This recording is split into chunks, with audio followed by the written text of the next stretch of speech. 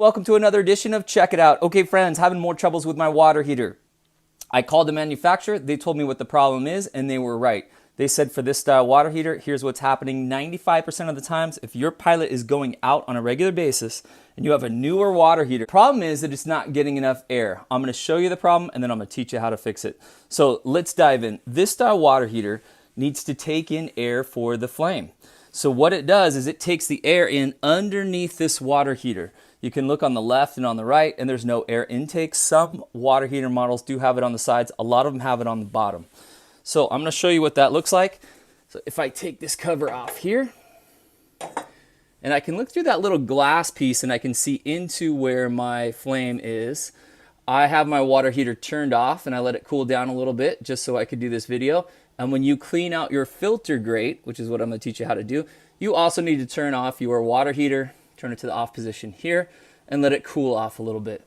So I'm gonna turn off the light here so I can show you with a flashlight exactly where that filter grate is. So here's into that little flame area.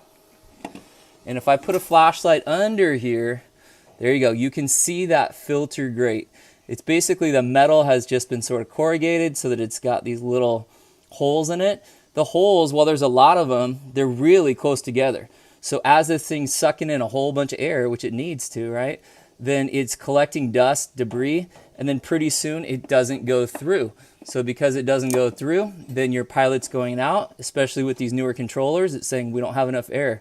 So you can see there, mine is pretty clean because I have cleaned it recently, but I bet you yours is dirty.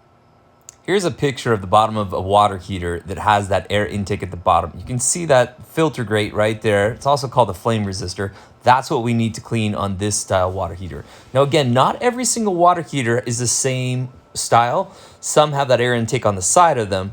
This particular one, here's another one here. It kind of shows you where that air intake is. And if it has it at the bottom, you gotta clean it.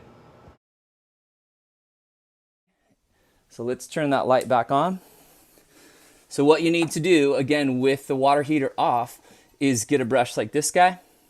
You need to stick it under here, and you kind of have to feel around, and I'm also gonna push up on the brush, or sort of pull up on the brush, and I'm just gonna kind of scrape around a little bit. Try to get back as far as I can. And here it's scraping away.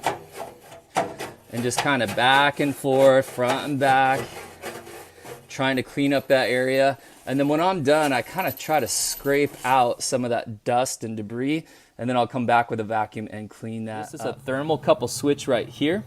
This guy can pop out sometimes, and all you do is push it gently and to push it back in. Now that little button can need to be reset for multiple reasons, but what it's really detecting is there's too much heat in there. And there's too much heat in there because your filter grate or flame resistor was clogged up. It wasn't getting the right amount of air.